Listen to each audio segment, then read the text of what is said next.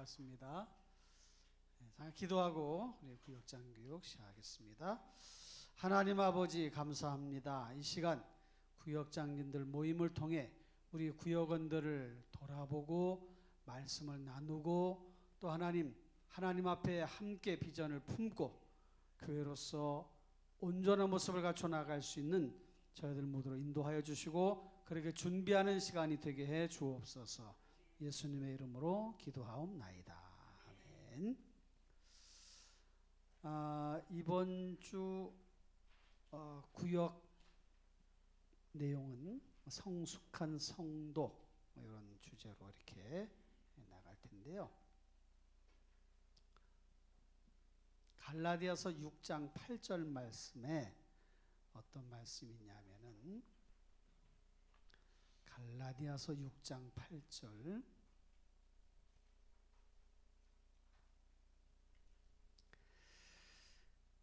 자기의 육체를 위하여 심는 자는 육체로부터 썩어질 것을 거두고 성령을 위하여 심는 자는 성령으로부터 영생을 거두리라. 이 말씀인데 이 겸손하고 무슨 관계가 있나? 성숙과 무슨 관계가 있나? 사실 성숙한 사람은 영의 사람, 영적인 일을 도모하는 사람이 신앙인으로서는 성숙한 사람인 거죠. 그래서 육체적인 그런 일들을 도모하지 아니하고 영적 일을 도모하는 사람이 성숙한 사람이다. 영적인 일을 도모한다는 것이 도대체 뭔가 하나님께서 우리에게 주신 그런 영적인 그런 은혜, 또 사명, 또 사역 이런 것들을 다 포함해서 말할 수가 있겠지요. 거기에 이제 들어가는 말이 있는데 인도자용에도 있고 또 마음열기 주보에도 실려질 텐데 이제 지금 가을이잖아요. 과일이 탐스럽게 익어가는 다 익은 그런 계절인데 성숙하지 못한 열매들은 주인의 그 마음을 흡족하게 하지 못합니다. 성도도 성숙한 신앙인으로서 열매가 아주 무르익은 그런 신앙인의 모습을 갖추지 않으면 하나님께 책망받을 일이고 하나님을 기쁘시게 할 수가 없는 거지요. 그래서 특히 성도들은 이번 우리 결실의 계절 가을을 맞아서 신앙적으로도 성숙한 신앙이 되도록 더 노력하자. 균형 잡힌 성숙한 신앙인이 되자. 그런데 거기에 육체적, 정신적, 영적인 성숙을 골고루 이루어가자 이런 표현이 있는데 육체적 성숙이라고 하는 것은 이미 우리가 다 성숙해 있잖아요. 다 어른인데 뭘 또 더 성숙해지나. 그러면 육체적인 성숙은 우리에게 해당되는 것 같지 않은데 이걸 신앙적으로 생각하면 육체적 성숙이라고 하는 것은 이렇게 우리가 적용을 하면 되겠죠. 육체로 쾌락적인 삶을 추구하는 삶이 아니라 육체로 하나님을 기쁘시게 하는 삶을 만들어가는 게 성숙한 신앙인의 모습이에요. 육체로 죄를 탐닉하고 또 쾌락을 추구하고 죄악의 도구로 쓸 수 있어요. 육체를 나쁜 짓 하고 또 사람들을 폭력 행위를 가하고 또 육체로 그런 하나님이 기뻐하시는 일들을 행할 수 있단 말이야. 그렇게 하면 안 된다는 것을 우리가 생각하면서 여기에 육체적 성숙은 그렇게 설명을 해주시고 정신적인 성숙은 말 그대로 연약하지 아니하고 쓰러지지 아니하고 무너지지 아니하고 힘있게 나아가는 그런 정신력, 강한 정신력, 신앙적으로 무장한 그런 정신적 그런 성숙. 영적인 성숙은 당연히 하나님을 기쁘시게 하고 하나님의 뜻을 찾고 주신 사명과 비전을 이루어가는 것을 말할 수 있겠죠. 그러면서 이번 내용 두 가지를 여러분들에게 이렇게 말씀을 드리고 그 다음에 한 가지 어떻게 하면 성숙해질 수 있을까인데 두 가지는 겸손과 사랑 이렇게 두 가지를 여기다 실어 놓았어요. 성숙한 그런 신앙의 모습은 뭐 겸손과 사랑뿐이겠습니까? 많이 있지만 겸손과 사랑. 그런데 이 겸손과 사랑을 대상을 누구에게 해야 되는가? 성숙한 신앙인은 하나님 앞에서 그리고 사람들에게서 두 가지 다 이루어져야 되죠. 겸손과 사랑의 대상은 누구여야 되느냐? 하나님께 대해 그리고 사람에게 대해. 하나님께 대해서도 겸손해야 돼요. 사람에 대해서도 겸손해야 돼. 하나님께 대하여 사랑해야 되고 사람에 대해서도 사랑해야 돼. 그래서 성경의 인물 중에 겸손한 사람, 어떤 사람인가? 모세를 예를 들 수가 있고 바울을 예를 들 수가 있겠죠. 모세와 바울인데 모세가라고 나왔을 거 고쳐주세요. 모세와 바울은 그 뒤에는 모세와 바울 돼 있는데 인도자에게는 모세가로 나왔어요. 모세와 바울은 어떤 면에서 성숙한 사람인가? 모세는 민수기 12장 3절 보니까 이 사람 모세는 온유함이 지면의 모든 사람보다 더하다. 아까 에베소서 4장 2절에도 겸손과 온유에 대한 말씀을 우리가 이제 들었는데 모세는 온유함이 지면의 모든 사람보다 더. 사실 이제 겸손의 가장 그 실제적인 그 표현은 온유함이 아닌가 좀 그런 생각이 들어요. 겸손함을 어떻게 드러낼 수 있는가? 겸손과 온유가 같이 이렇게 연결되어 있다고도 볼 수 있지요. 겸손한 사람은 삶에서 어떤 모습이 나타나나 그 온유한 모습이 나타나는 것, 그게 저는 겸손에 있어서도 가장 확실한 표징이 아닌가. 겸손해. 겸손한 사람은 온유해. 그래서 무엇이든지 잘 받아들여. 여러분들은 온유하셔요? 싸나우셔요? 싸납다고 차마 얘기하기는 어렵고 다 온유하시죠? 실제로 온유하실 줄을 믿어요. 구역원들에게도 물어보세요. 여러분들은 싸나우셔요? 온유하셔요? 그럼 다 온유하다고 그럴 거예요. 그래서 계속 그렇게 온유합시다. 사도 바울은 어떤 맨 나중에 만삭되지 못하여 난 자 같은 내게도 보이셨다. 만삭되지 못하여 난 자. 사실 뭐 칠삭동이 팔삭동이 그 얘기하지만 그 인격체 자체가 하나님의 형상대로 만들어졌기 때문에 소중한 사람이면 틀림이 없지만 8개월 만에 만삭을 채우지 못하고 태어나면 인큐베이터 들어가서 또 이렇게 좀 성장할 수 있는 그런 기회를 갖잖아요. 이제 그런 측면에서 얘기한 것이니까 이 당시에는 뭐 그런 시스템이 없었으니까 더더군다나 나는 이렇게 좀 뭔가 연약한 모습으로 태어났어. 그래서 지금도 연약해. 그런 모습으로 사도 바울이 고백을 한 거지 않습니까? 에베소서 3장 8절에 모든 성도 중에 지극히 작은 자보다 더 작은 나에게, 지극히 작은 자보다 더 작은 나, 이 겸손하잖아요. 하나님 앞에 겸손해야 돼요. 사람 앞에 겸손해야 된다.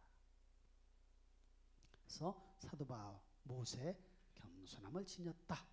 베들레헴에는 예수님을 기념하는 교회가 있는데 들어가는 문이 매우 작습니다. 그런데 그보다 더 낮은 문이 있어요. 저도 베들레헴 가봤는데 거기 들어갈 때 이렇게 들어가야 되더라고요. 이렇게 들어가야 돼. 이렇게. 문이 진짜 작더라고. 거기 예수님은 거기 태어나신 곳이라고 이렇게 거기에다가 이렇게 좀 꾸며놨더라고요.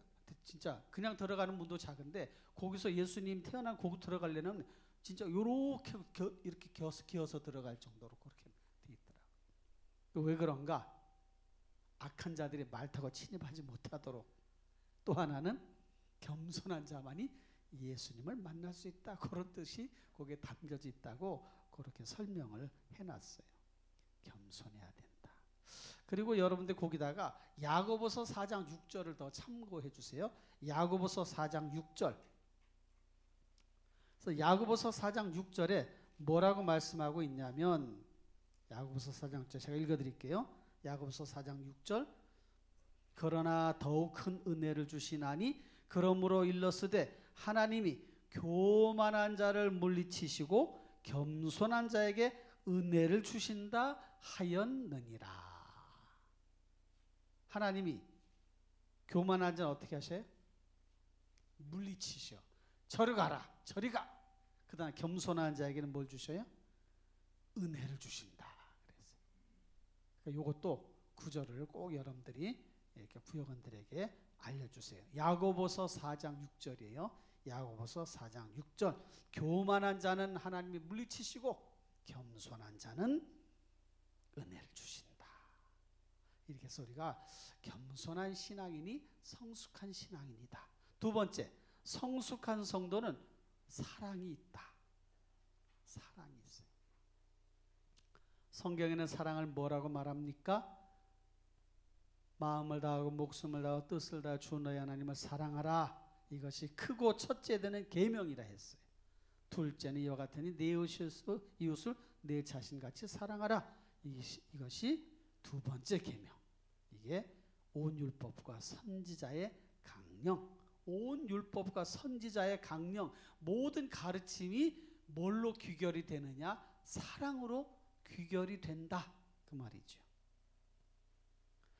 로마서 13장에 보면 피차 사랑의 빛 외에는 아무에게도 아무 빛도 지지 말라.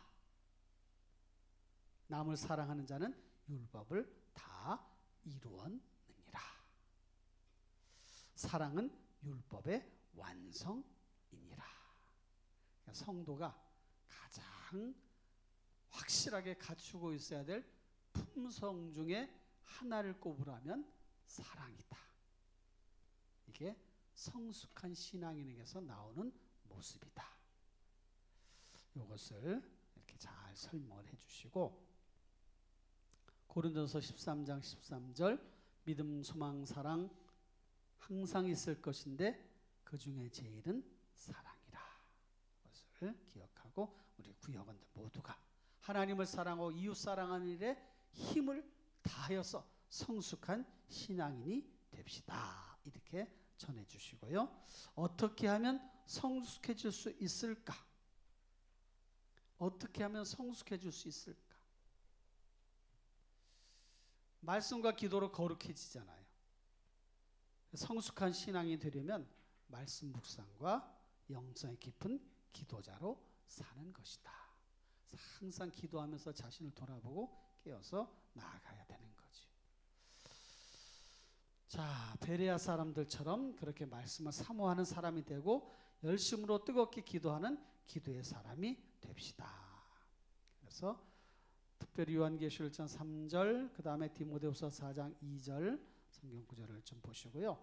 성숙한 신앙인의 실제 사례를 들자면 여러 사람을 들 수 있지만 실로암 안과 병원장이신 김성태 목사님, 그분은 지금 실제로 그런 사역을 또 하고 계시지만 막사이사이 상을 받기도 하고 한국의 헬렌 켈러라고 하는 그런 별명도 그분에게 사람들에게 붙여드렸어요. 10살 때 실명을 했는데 그 어려움을 극복하고 정말 어려운 사람을 돕는 일에 헌신을 했단 말이에요. 이분이 그 절망 속에 있을 때에 하나님이 그에게 그런 메시지를 주셨다고 그래요. 선태야, 너에게 희망이 있다. 선태야, 너에게 희망이 있어. 그 말씀을 듣고 마음에 큰 도전을 받은 거예요. 그래서 그 절망적인 상황에서 그것을 극복해내고 하나님 말씀을 배우고 신학을 하고 그 다음에 목회자가 되고 자기처럼 시각장애를 가지고 있는 분들에게 많은 생명의 빛을 주기 위해서 복음을 전하기도 하고 실제적으로 개안 눈을 이렇게 시력을 회복할 수 있는 개안 수술도 많이 실행하게 하는 그런 일에 헌신을 해오셨죠. 그분이 그런 표현했어요. 나는 땅을 잃고 하늘을 얻었다. 땅을 잃고 하늘을 얻었다. 이거 마음에 참 와닿는 그런 말이지 않습니까? 성숙한 신앙인의 모습이에요. 이분이 말씀으로 은혜로 다듬어져서 그런 삶을 살아갔던 거죠. 뭐 손양원 목사님 같은 분, 우리가 정말 성숙한 신앙인으로 대표적인 분이라고 할 수 있겠죠. 그런 모습을 가지고 우리의 삶에도 실천해 가도록 하십시다. 우리 교회 내에서도 성숙한 신앙인들 많아요. 여기 계신 분 다 성숙한 신앙인이에요. 우리 원명희 집사님 지금 이제 치료 중에 계신데 제가 신방을 가서 예배하고 집사님 기도로 힘을 얻읍시다 했더니 집사님이 그런 얘기를 하는 거예요. 목사님, 제가 아무 걱정하지 않습니다. 제가 구원받은 것만 해도 저는 너무 행복하고 너무 감사하다. 제가 구원받아서 천국 간다는 것만 해도 얼마나 감사한지 모른다. 그 얘기를 듣는데 제가 다 위로가 되더라고. 아유, 우리 집사님이 이렇게 믿음이 아주 단단하게 잘 서셨구나, 그런 생각을 갖게 되었는데 말씀으로 그렇게 성숙해지는 거죠. 그런 모습을 가지고 우리도 성숙한 신앙인으로 나아갑시다. 할렐루야. 우리 합심해서 한번 기도하고 마치겠습니다. 하나님 아버지 감사합니다. 이 가을에 결실의 계절에 모든 오곡백과가 무르익어 우리에게 풍성함을 주는 이 계절에 성숙한 신앙인으로 나아가도록 인도하여 주옵소서. 하나님 아버지, 겸손과 사랑으로 무장하게 하여 주시옵고 육체적으로, 정신적으로, 영적으로 성숙한 신앙인이 되게 해 주옵소서. 하나님 아버지, 모세와 바울처럼 겸손한 자가 되게 하여 주시옵고 하나님 아버지, 믿음, 소망, 사랑 이 세 가지는 항상 있을 것인데 그 중에 제일은 사랑이라 가르쳐 주셨고 하나님 아버지, 주님, 하나님을 사랑하고 이웃을 사랑하는 것이 첫째, 둘째, 으뜸이 되는 계명이라고 가르쳐 주신 그 가르침대로 사랑을 실천해가는 저희들 모두가 되게 하여 주시옵고 그리하여 성숙한 신앙인으로 살아가도록 인도하여 주옵소서. 함께 주시옵기만을 간절히 바라옵고 예수님의 이름으로 기도하옵나이다. 아멘. 수고하셨습니다. 옆사람과 인사합시다. 수고하셨습니다.